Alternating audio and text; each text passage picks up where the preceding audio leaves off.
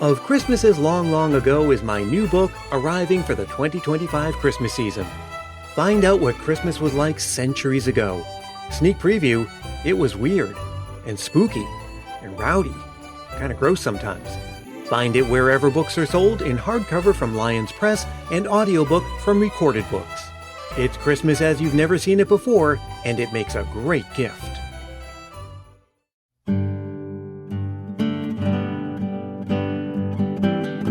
Happy Thanksgiving, everyone, and here we are at the beginning of another Christmas season together.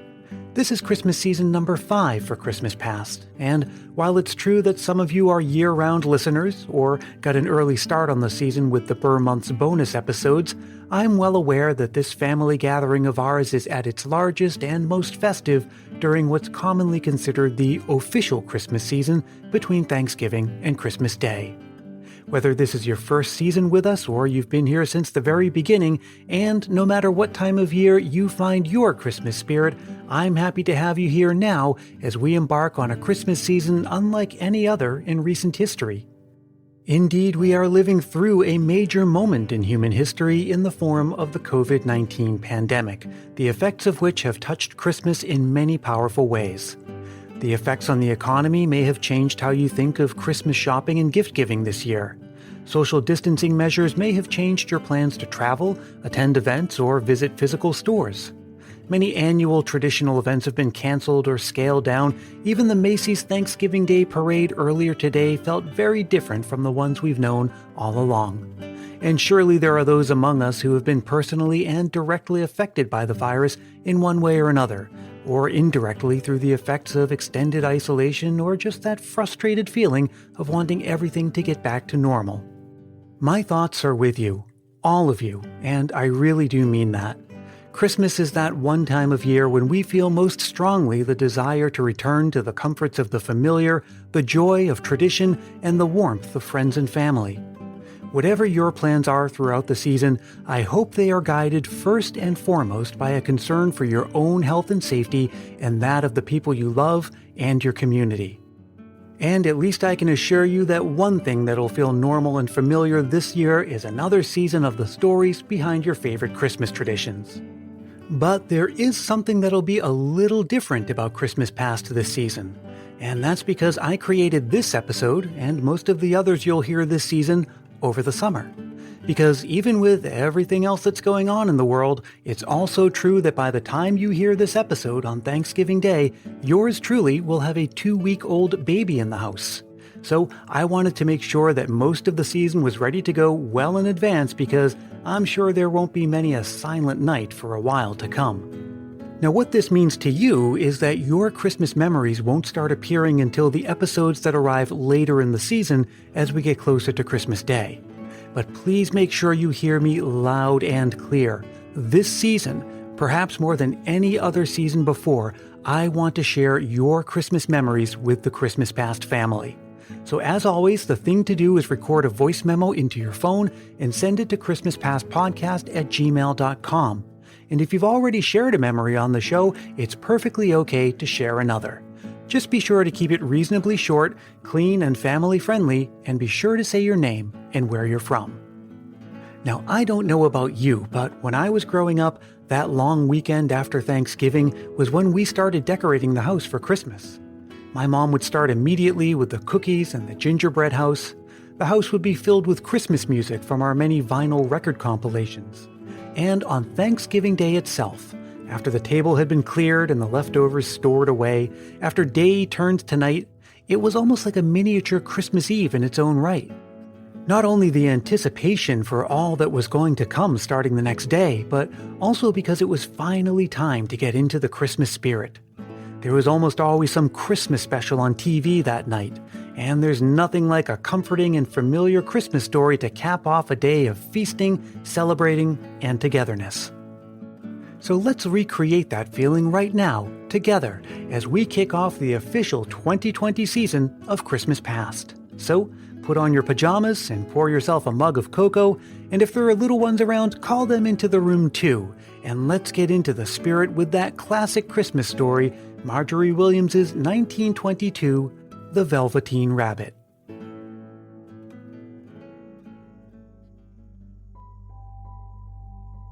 There once was a Velveteen Rabbit, and in the beginning he was really splendid. He was fat and bunchy, as a rabbit should be. His coat was spotted brown and white, and he had real thread whiskers, and his ears were lined with pink sateen. On Christmas morning, when he sat wedged at the top of the boy's stocking with a sprig of holly between his paws, the effect was charming. There were other things in the stocking, nuts and oranges and a toy engine and chocolate almonds and a clockwork mouse, but the rabbit was quite the best of all. For at least 2 hours the boy loved him, and then aunts and uncles came to dinner, and there was a great rustling of tissue paper and unwrapping of parcels, and in the excitement of looking at all the new presents, the Velveteen Rabbit was forgotten. For a long time he lived in the toy cupboard or on the nursery floor, and no one thought very much of him. He was naturally shy, and being only made of velveteen, some of the more expensive toys quite snubbed him. The mechanical toys were very superior and looked down upon everyone else. They were full of modern ideas and pretended that they were real. The model boat, who lived through 2 seasons and lost most of his paint, caught the tone from them and never missed an opportunity of referring to his rigging in technical terms. The rabbit could not claim to be a model of anything, for he didn't know that real rabbits existed. He thought that they were all stuffed with sawdust like himself, and he understood that sawdust was quite out of date and should never be mentioned in modern circles. Even Timothy, the jointed wooden lion who was made by the disabled soldiers and should have had broader views, put on airs and pretended he was connected with government. Between them, all the poor little rabbit was made to feel himself very insignificant and commonplace, and the only person who was kind to him was the skin horse. The skin horse had lived longer in the nursery than any of the others. He was so old that his brown coat was bald in patches and showed the seams underneath, and most of the hairs on his tail had been pulled out to string bead necklaces. He was wise, for he had seen a long succession of mechanical toys arrive to boast and swagger, and by break their mainsprings and pass away, and he knew that they were only toys and would never turn into anything else. For nursery magic is strange and wonderful, and only those playthings that are old and wise and experienced, like the skin horse, understand all about it. "What is real?" asked the rabbit one day when they were lying side by side near the nursery fender before Nana came to tidy up. "Does it mean having things that buzz inside you and a stick-out handle?" "Real isn't how you're made," said the skin horse. "It's a thing that happens to you. When a child loves you for a long, long time, not just to play with, but really loves you, then you become real." "Does it hurt?" asked the rabbit. "Sometimes," said the skin horse, for he was always truthful. "When you are real, you don't mind being hurt." "Does it happen all at once, like being wound up?" he asked, "or bit by bit?" "It doesn't happen all at once," said the skin horse. "You become. It takes a long time. That's why it doesn't happen often to people who break easily or have sharp edges or who have to be carefully kept. Generally, by the time you are real, most of your hair has been loved off, and your eyes drop out, and you get loose in the joints and very shabby. But these things don't matter at all, because once you are real, you can't be ugly, except to people who don't understand." "I suppose you are real?" said the rabbit. And then he wished that he had not said it, for he thought the skin horse might be sensitive. But the skin horse only smiled. "The boy's uncle made me real," he said. "That was a great many years ago, but once you are real, you can't become unreal again. It lasts for always." The rabbit sighed. He thought it would be a long time before this magic called real happened to him. He longed to become real, to know what it felt like, and yet the idea of growing shabby and losing eyes and whiskers was rather sad. He wished that he could become it without those uncomfortable things happening to him. There was a person called Nana who ruled the nursery. Sometimes she took no notice of the playthings lying about, and sometimes, for no reason whatever, she went swooping about like a great wind and hustled them away into cupboards. She called this tidying up, and the playthings all hated it, especially the tin ones. The rabbit didn't mind it so much, for wherever he was thrown, he came down soft. One evening when the boy was going to bed, he couldn't find the china dog that always slept with him. Nana was in a hurry, and it was too much trouble to hunt for china dogs at bedtime, so she simply looked about her, and seeing that the toy cupboard door stood open, she made a swoop. "Here," she said, "take your old bunny. He'll do to sleep with you." And she dragged the rabbit out by one ear and put him into the boy's arms. That night, and for many nights after, the Velveteen Rabbit slept in the boy's bed. At first he found it rather uncomfortable, for the boy hugged him very tight, and sometimes he rolled over on him, and sometimes he pushed him so far under the pillow that the rabbit could scarcely breathe. And he missed, too, those long moonlight hours in the nursery when all the house was silent, and his talks with the skin horse. But very soon he grew to like it, for the boy used to talk to him and made nice tunnels for him under the bedclothes that he said were like the burrows that real rabbits lived in. And they had splendid games together, in whispers when Nana had gone away to her supper and left the nightlight burning on the mantelpiece. And when the boy dropped off to sleep, the rabbit would snuggle down close under his little warm chin and dream, with the boy's hands clasped close round him all night long. And so time went on, and the little rabbit was very happy. So happy that he never noticed how his beautiful velveteen fur was getting shabbier and shabbier, and his tail becoming unsewn, and all the pink rubbed off his nose where the boy had kissed him. Spring came, and they had long days in the garden, for wherever the boy went, the rabbit went too. He had rides in the wheelbarrow, and picnics on the grass, and lovely fairy huts built for him under the raspberry canes behind the flower border. And once, when the boy was called away suddenly to go to tea, the rabbit was left out on the lawn until long after dusk, and Nana had to come and look for him with the candle because the boy couldn't go to sleep unless he was there. He was wet through with the dew and quite earthy from diving into the burrows the boy made for him in the flower bed, and Nana grumbled as she rubbed him off with a corner of her apron. "You must have your old bunny," she said. "Fancy all that fuss for a toy." The boy sat up in bed and stretched out his hands. "Give me my bunny," he said. "You mustn't say that. He isn't a toy. He's real." When the rabbit heard that, he was happy, for he knew that what the skin horse had said was true at last. The nursery magic had happened to him, and he was a toy no longer. He was real. The boy himself had said it. That night he was almost too happy to sleep, and so much love stirred in him his little sawdust heart had almost burst. And into his boot-button eyes that had long ago lost their polish, there came a look of wisdom and beauty, so that even Nana noticed it the next morning when she picked him up and said, "I declare if that rabbit hasn't got quite a knowing expression." That was a wonderful summer. Near the house where they lived there was a wood, and in the long June evenings the boy liked to go there after tea to play. He took the Velveteen Rabbit with him, and before he wandered off to pick flowers or play at brigands among the trees, he always made the rabbit a little nest somewhere among the bracken where he would be quite cozy, for he was a kind-hearted little boy, and he liked Bunny to be comfortable. One evening, while the rabbit was lying there alone, watching the ants that ran to and fro between his velvet paws in the grass, he saw two strange beings creep out of the tall bracken near him. They were rabbits, like himself, but quite furry and brand new. They must have been very well made, for their seams didn't show at all, and they changed shape in a queer way when they moved. One minute they were long and thin, and the next minute fat and bunchy, instead of always staying the same, like he did.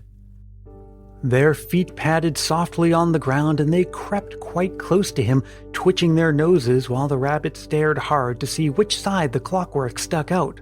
For he knew that people who jump generally have something to wind them up, but he couldn't see it. They were evidently a new kind of rabbit altogether. They stared at him, and the little rabbit stared back, and all the time their noses twitched. "Why don't you get up and play with us?" one of them asked. "I don't feel like it," said the rabbit, for he didn't want to explain that he had no clockwork. "Ho," said the furry rabbit, "it's as easy as anything," and he gave a big hop sideways and stood on his hind legs. "I don't believe you can," he said. "I can," said the little rabbit. "I can jump higher than anything." He meant when the boy threw him, but of course he didn't want to say so. "Can you hop on your hind legs?" said the furry rabbit. That was a dreadful question, for the Velveteen Rabbit had no hind legs at all. The back of him was made all in one piece, like a pincushion. He sat still in the bracken and hoped that the other two rabbits wouldn't notice. "I don't want to," he said again. But the wild rabbits have very sharp eyes, and this one stretched out his neck and looked. "He hasn't got any hind legs," he called out. "Fancy a rabbit without any hind legs." And he began to laugh. "I have," cried the rabbit. "I have got hind legs. I'm sitting on them." "Then stretch them out and show me, like this," said the wild rabbit, and he began to whirl round and dance till the little rabbit got quite dizzy. "I don't like dancing," he said. "I'd rather sit still." But all the while, he was longing to dance, for a funny new tickly feeling ran through him, and he felt he would give anything in the world to be able to jump about like these rabbits did. The strange rabbit stopped dancing and came quite close. He came so close this time that his long whiskers brushed the Velveteen Rabbit's ears, and then he wrinkled his nose suddenly and flattened his ears and jumped backwards. "He doesn't smell right," he exclaimed. "He isn't a rabbit at all. He isn't real." "I am real," said the little rabbit. "I am real. The boy said so." And he nearly began to cry.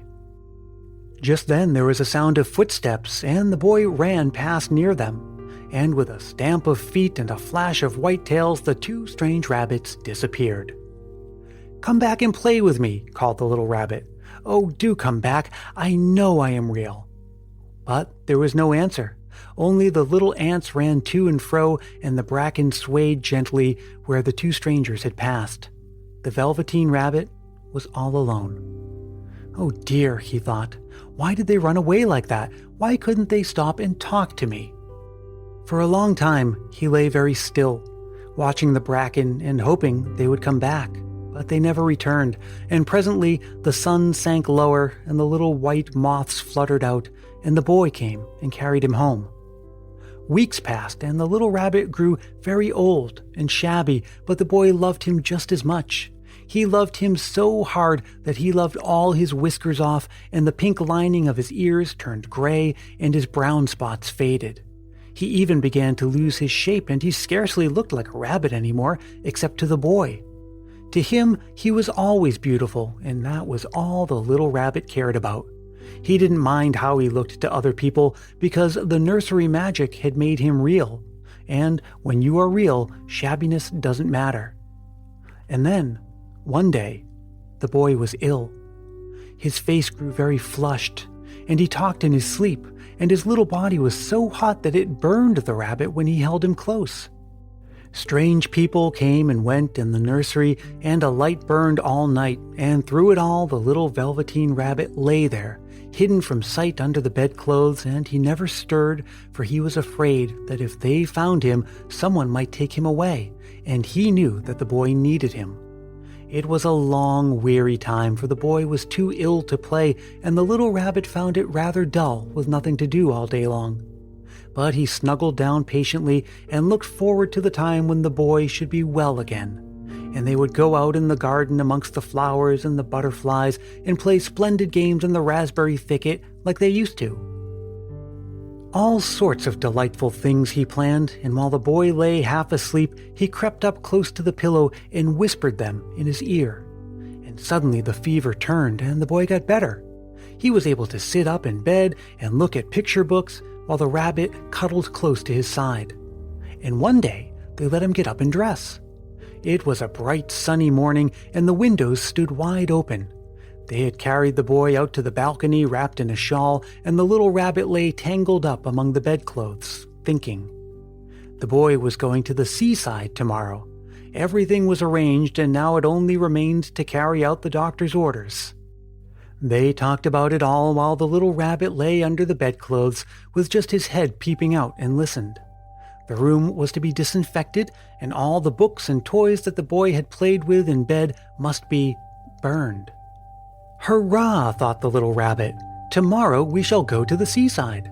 for the boy had often talked of the seaside and he wanted very much to see the big waves coming in, the tiny crabs, the sand castles. Just then, Nana caught sight of him. "How about this old bunny?" she asked. "That," said the doctor, "why, it's a mass of scarlet fever germs. Burn it at once." "What? Nonsense! Get him a new one. He mustn't have that one anymore." And so the little rabbit was put into a sack with the old picture books and a lot of rubbish and carried out to the end of the garden behind the fowl house. That was a fine place to make a bonfire, only the gardener was too busy just then to attend to it. He had the potatoes to dig and the green peas to gather, but next morning he promised to come quite early and burn the whole lot. That night the boy slept in a different bedroom, and he had a new bunny to sleep with him. It was a splendid bunny, all white plush with real glass eyes, but the boy was too excited to care much about it, for tomorrow he was going to the seaside, and that in itself was such a wonderful thing that he could think of nothing else. And while the boy was asleep, dreaming of the seaside, the little rabbit lay among the old picture books in the corner behind the fowl house, and he felt very lonely. The sack had been left untied, and so by wriggling a bit he was able to get his head through the opening and look out. He was shivering a little, for he had always been used to sleeping in a proper bed, and by this time his coat was worn so thin and threadbare from hugging that it was no longer any protection to him. Nearby he could see the thicket of raspberry canes growing tall and close like a tropical jungle, in whose shadow he had played with the boy on bygone mornings. He thought of those long sunlit hours in the garden, how happy they were, and a great sadness came over him. He seemed to see them all pass before him, each more beautiful than the other, the fairy huts and the flower bed, the quiet evenings in the wood when he lay in the bracken and the little ants ran over his paws, that wonderful day when he first knew that he was real. He thought of the skin horse, so wise and gentle, and all that he had told him. Of what use was it to be loved and lose one's beauty and become real if it all ended like this? And a tear, a real tear, trickled down his little shabby velvet nose and fell to the ground. And then a strange thing happened.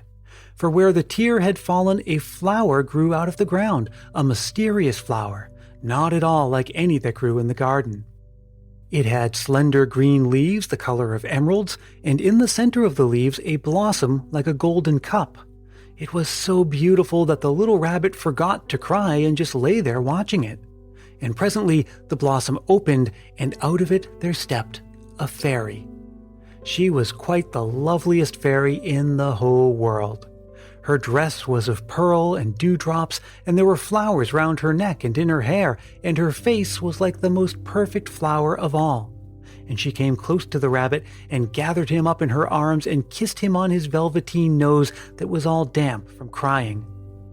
"Little rabbit," she said, "do you know who I am?"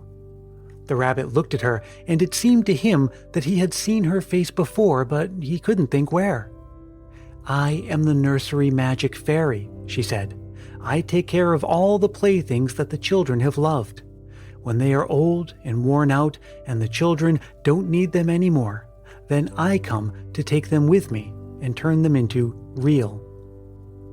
"Wasn't I real before?" asked the rabbit. "You were real to the boy," the fairy said, "because he loved you. Now you shall be real to everyone." And she held the little rabbit close in her arms and flew with him into the wood. It was light now, for the moon had risen. All the forest was beautiful, and the fronds of the bracken shone like frosted silver. In the open glade between the tree trunks, the wild rabbits danced with their shadows on the velvet grass, but when they saw the fairy, they all stopped dancing and stood round in a ring to stare at her. "I've brought you a new playfellow," the fairy said. "You must be very kind to him and teach him all he needs to know in Rabbit Land, for he is going to live with you forever and ever." And she kissed the little rabbit again and put him down on the grass.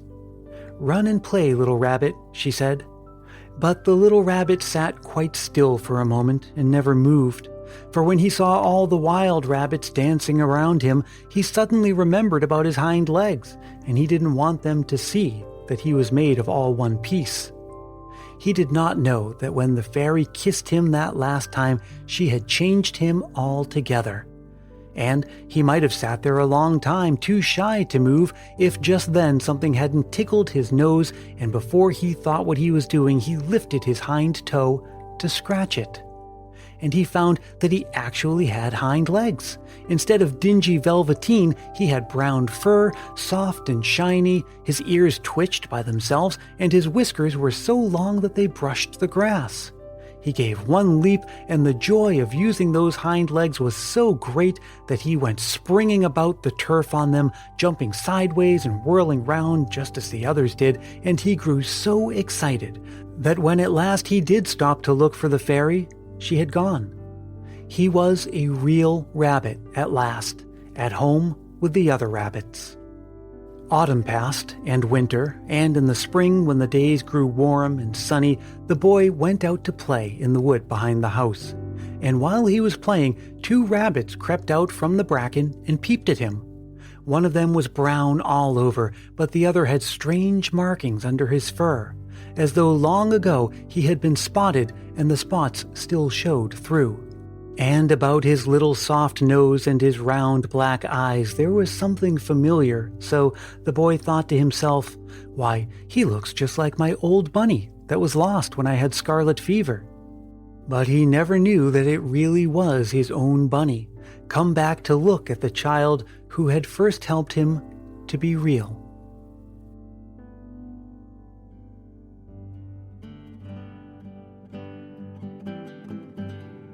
Thanks so much for listening. I sure hope you enjoyed that, and I hope you'll come back again next time, because starting in the next episode, we're back to telling the fascinating stories behind your favorite Christmas traditions. Make sure you subscribe so the episodes will arrive automatically all throughout the Christmas season. Christmas Past is produced in wonderful Willow Glen, California by yours truly, Brian Earl. Now, I've done my part to grow the Christmas Past family. How about you? Let's spread Christmas cheer far and wide. Telling a friend about this show or leaving a review on Apple Podcasts are quick and easy ways to show your support. They don't cost anything, and they really do make a big difference. And if you do leave a review on Apple Podcasts, I'll send you a Christmas Past sticker and a handwritten Christmas card to say thanks. Reach out for details on that. You can drop me a line anytime at christmaspastpodcast@gmail.com or connect with me on Facebook, Twitter, and Instagram. And if you haven't yet joined the private Christmas Past Facebook group, make sure you do for year-round Christmas fun. And visit christmaspast.media for additional Christmas fun like articles, quizzes, infographics, and more.